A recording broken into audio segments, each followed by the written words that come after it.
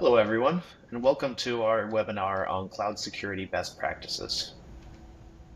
My name is Anthony Rivera. I'm the Chief Information Officer here at Access Point. Have over 23 years of experience in the IT and security industry, working to build out IT infrastructure and security programs across many different verticals.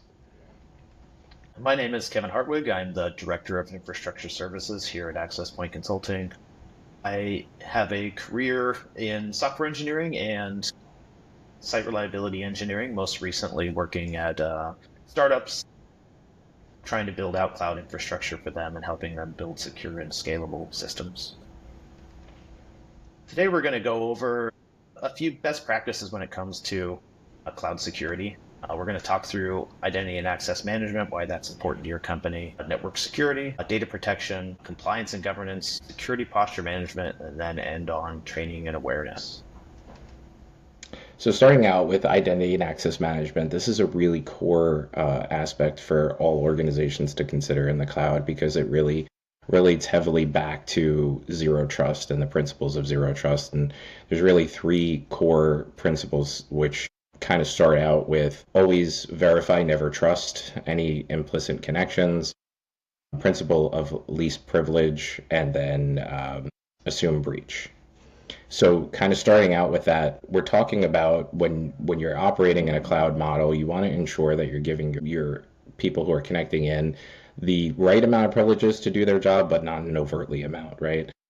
Ensuring that everybody who has access has the required access that they need, kind of streamlining your approach to defining that, and role-based access control is a great way to do that. And I think, Kev, you have some experience with attribute-based access control, which if you want to go into, I think that provides even a little bit more context with how you can apply those rights. But I would say it's kind of a blend of role-based access control with that granularity of giving the people the right amount of responsibility and privileges that they need to do their job. Yeah, I think a really good example of this would be talking about your developers. So, as a developer, if you're working in a dev or a staging environment, you may need more access to those environments, potentially the ability to log into the systems, be able to check logs directly, do that kind of thing. But as you work your way into more of a production system, you really only want them to have the ability to monitor their systems. They shouldn't be able to make changes directly. They should be logging all things like that. When a way to augment RBAC in, as Anthony mentioned, is something called ABAC, which is attribute-based access control. And this takes RBAC and kind of allows you to add specific attributes about your employees that may augment their access into your systems. Potentially, you could be working under a certain regulatory framework that doesn't allow certain users to access data in systems, but other users can. Example of this may be protected health data or something like that, where users in certain areas are able to view that data, but users in others are not. So that is a good use of ABAC. There's many of them. I think one of the other things we want to potentially talk to here is multi-factor authentication. I think this is something that is very important in the identity and access management space. Make sure you're using MFA where it's possible. There's many types of MFA. It could be emailing a key, it could be texting a key. You could use an MFA application, which is my preferred way of doing it.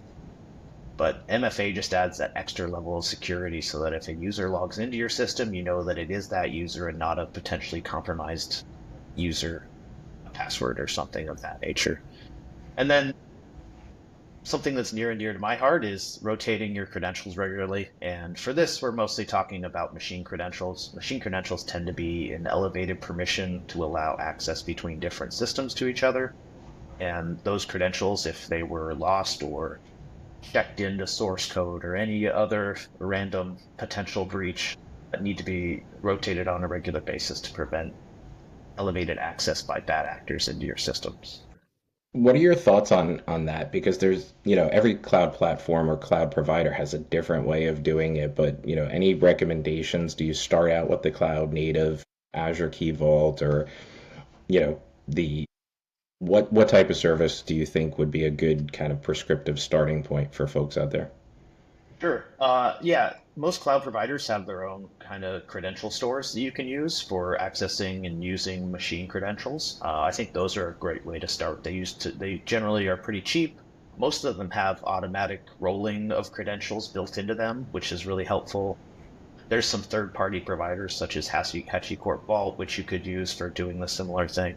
And then for non-machine credentials, I think we'll talk about it a little bit later, but there are a number of password management tools that you can use. And in the past, we've used those to also store machine credentials. It's not quite as useful as some of the built-in ones, but if you're looking at a one solution for all of your needs, those are a good option as well. So, Cool. And I think monitoring and auditing activities, oh, just to go back, kind of falls in line with that, right? Those types of systems help you gain that level of visibility, which is going to be critically important for, an audit, whether you're doing some kind of privileged audit, privileged account audit, or if you have to do it for some type of SOC or HIPAA, high trust, compliance. yeah, monitoring is going to be important to all these slides, and we'll talk through why it's important for each of them. And just know that monitoring all activities is something that's only going to be beneficial for your company. Network security. So, just because you're in the cloud doesn't mean you don't have to think about these things from a network perspective. You know, I think a lot of people kind of going back to the shared responsibility model have to refresh themselves on, what's the responsibility of the provider versus, the customer. And what I would say is it's really important to kind of map out your perimeter, your architecture, how you're building it. Do you need different environments for dev, stage, prod? What does your inner routing look like from there? Do you have the right level of gating from privilege to or public to private, depending on how you're laying out the environment?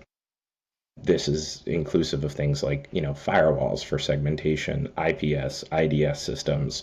If it's a public facing application, do you have a web application firewall that's in front of it that's looking at the more application focused attacks? Zero trust, again, tying it back to that principle of zero trust and assuming breach. Things like DDoS protection, which are critically important, for your application as it's publicly facing. And then, that all kind of ties back into an audit and monitoring perspective as well. So, Kevin, I know you and I have kind of worked on similar things, but what are your thoughts on the network security?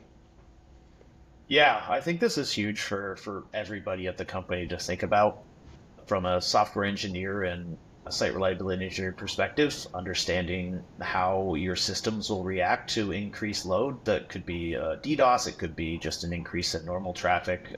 Implementing scalable infrastructure is something that I always recommend. You probably know what the normal activity of your services are, but you need to plan ahead for the abnormal times, in the good times and the bad. You don't want your system to go down just because of an increase in load. There are some other areas that you can kind of target to make sure that your DDoS protection is good. You can potentially block embargoed countries from accessing your systems. Know where your users are, potentially lock down to only the countries that your users are coming from, things like that. And then, as you mentioned, auditing and monitoring is important, especially in DDoS. Understand and look for malicious activity in your logs. Have alerting if you do find malicious activity. And then one area I know you mentioned was network segmentation. I think from a site reliability engineering perspective, in the cloud, you're able to segment really well, potentially segmenting even between different services, being able to access database groups and things like that. Make sure your services that need access to different systems have that access, but if a service does not need access to those systems, it shouldn't even have that ability. This is kind of just an expansion on kind of the least privilege principle, but more Yeah. from a service perspective, which is kind of an interesting way to think about it. And give your systems the minimum level of access needed to do their job, and lock down any other access where at all possible. Yeah, and I would just add to that, Kevin, as we've gone through and continue to go through these webinar series, this is a very broad topic, but it's always easier to kind of plan this correctly from the start than it is to go back and retrofit it, right? And Mhm. I think we've both been involved in engagements where we've had to go back and retrofit it, and it's just a longer, more costly expense to go back and do that than to kind of plan it correctly from the start. So really an important topic, a lot more that we can kind of go into on it. But again, this is just to get the audience kind of started in the right mind frame of thinking. Yeah, very much so. And next up, data protection. Most of your companies, you're built around the data that you store and have. You want to make sure that that's secured and protected at all times. One of the big areas that you can protect data is using data encryption. So encrypting at rest and in flight. So making sure that data, when it's sent to your data centers or sent to your users, is encrypted, and making sure that when it hits your storage systems or your databases is also encrypted. And then make sure you're using encryption keys that are secure. There's a couple concepts here with encryption keys. There's the concept of provider managed encryption keys, and then there's the bring your own key. And I know there's some positives and negatives to each of those. Anthony, I know you have some opinions about BYOK versus provider managed keys. Can you talk to that a little bit?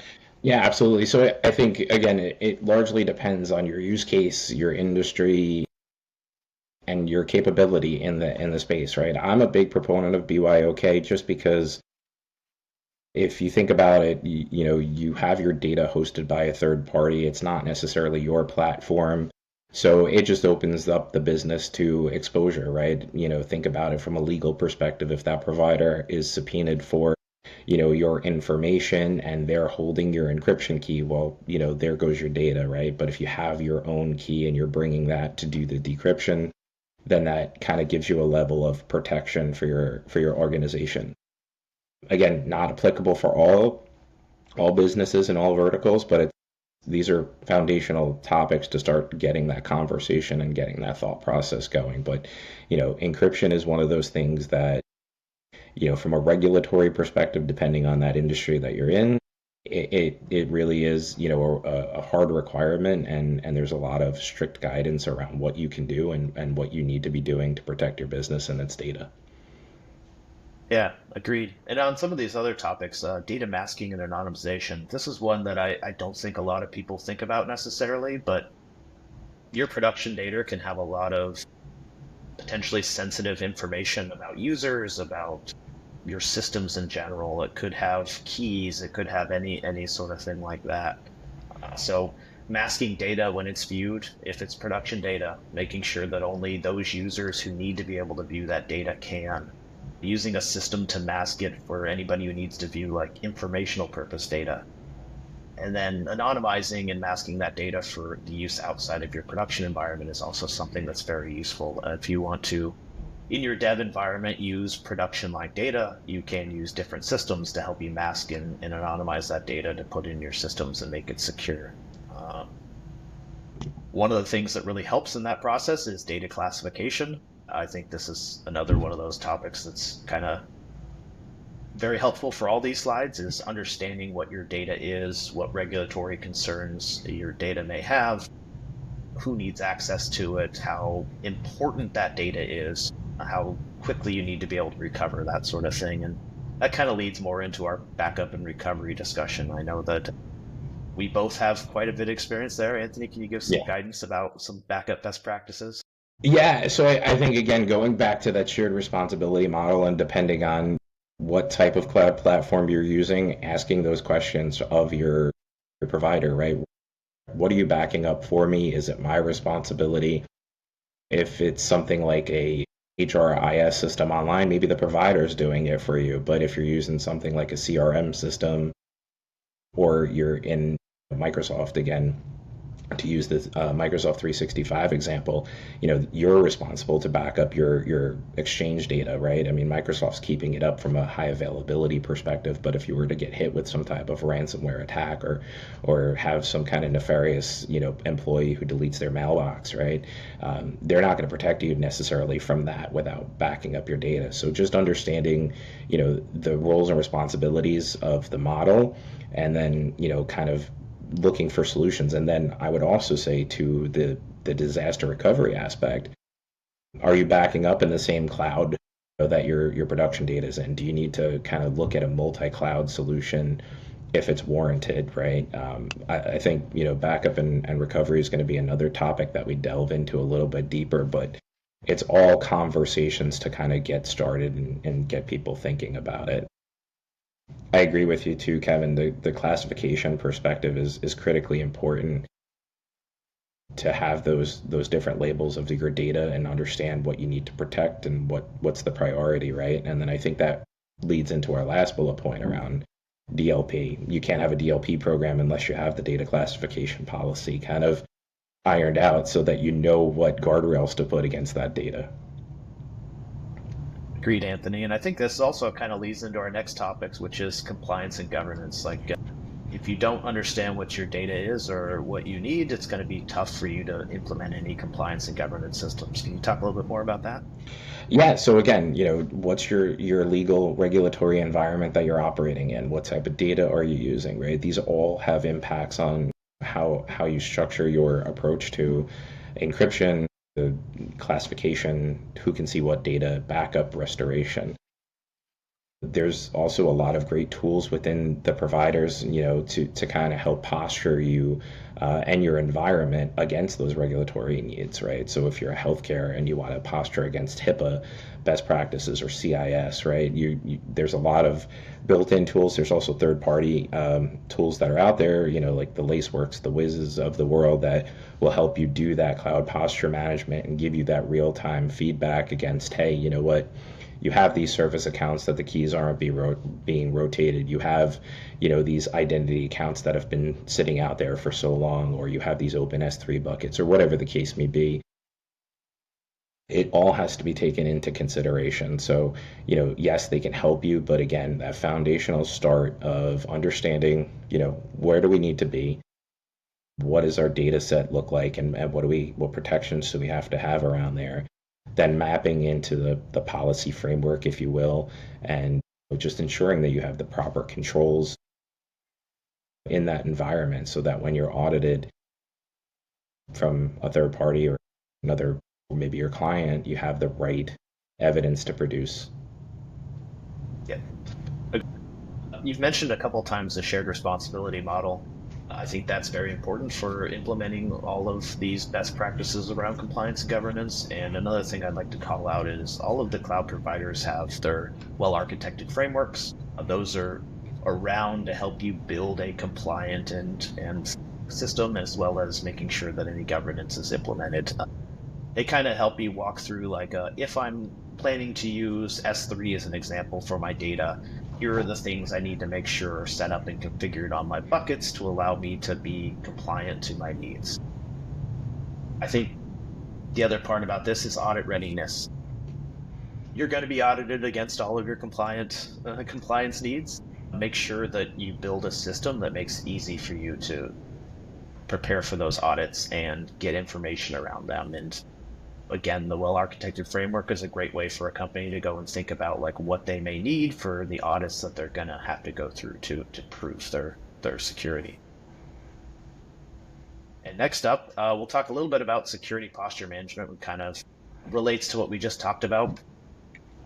I think for this one, some of the more important areas we need to think about is automating your compliance checks. I think there's a number of tools out there that can help you go and compare your current setups to the best practice for your area. I know AWS has AWS config rules, which allow you to say, hey, here is what I'm targeting, make sure my systems are there, and then it will also produce logs and alerts and other monitoring information for you to kind of follow. We've talked a little bit about it already, but something that I've done throughout my career is developing DR plans and making sure we run exercises. Make sure your DR plan is up to what your company actually needs to recover to, understanding your return or your recovery time objectives and your recovery point objectives, what SLAs you have to your customer, making sure that when you run those exercises, you're meeting those requirements and comparing those against what your stated goals were.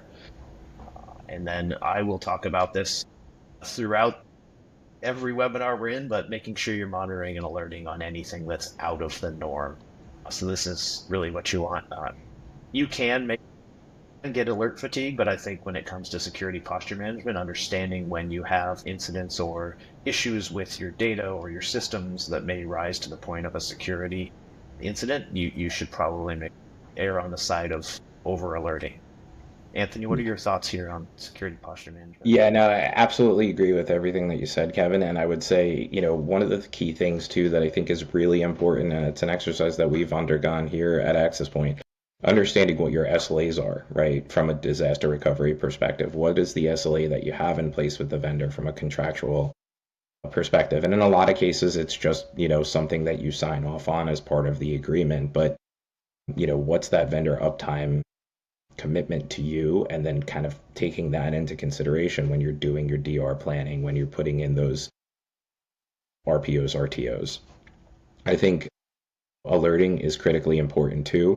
A lot of considerations on, performance reporting, but also security, right? And how are you going to map that out? I mean, Kevin, you and I have been engaged in AWS environments where we've had to take logs and export them out of, let's say, AWS and throw them into a SIM solution that was outside of that. So preparing for that, understanding there's security accounts and keys that go with doing that type of thing. There's also costs for moving data out of cloud providers into another provider or into a hybrid environment, keeping those things in check. Again, the cloud posture management is a whole nother area where I think, there's a lot of time that needs to be spent in understanding to ensure that that environment is set up correctly. And, kind of working my way up to security and vulnerability assessments. Just because you're in the cloud doesn't mean, security scanning and vulnerability assessments aren't a thing, right?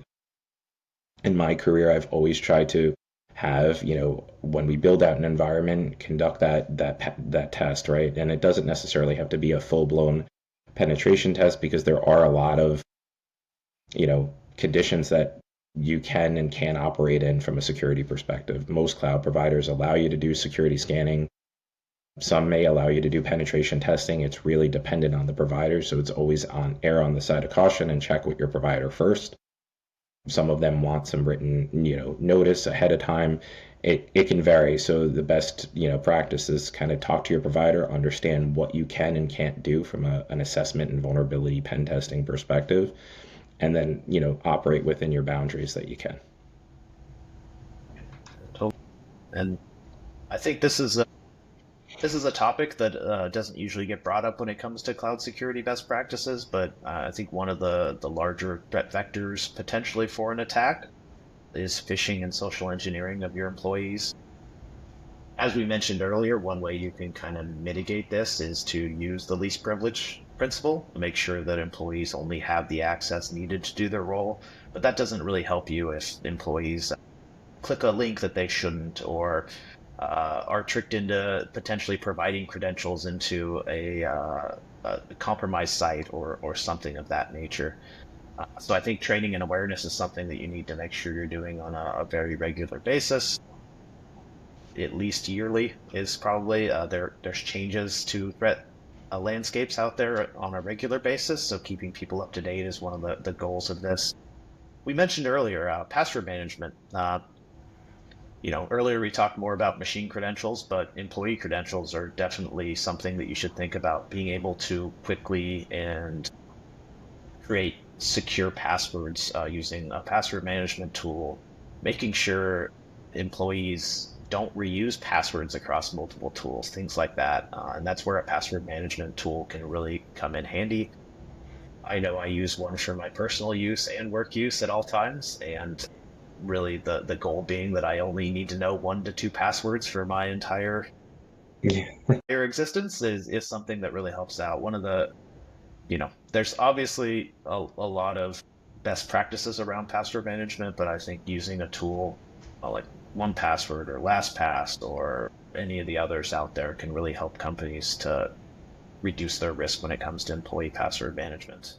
And not only that, Kevin, I think adding to that, right, it can help you in a DR scenario where you can have secure notes and different things that, if you're not available and somebody else has to come in and do a restore, or, turn back on a service or whatever the case may be, it allows you to really have a secure encrypted mechanism to store those, secure notes or whatever the case may be.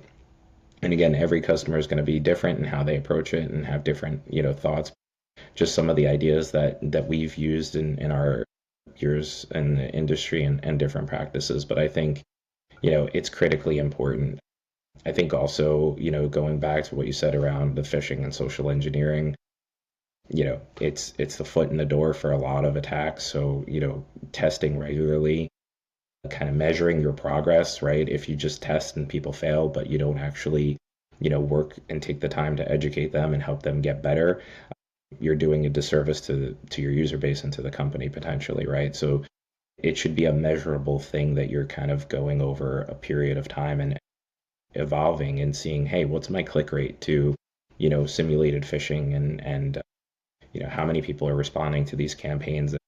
If that number is low, that's a good thing, but then, increasing the complexity so that your users are used to kind of questioning, emails that could potentially be, nefarious.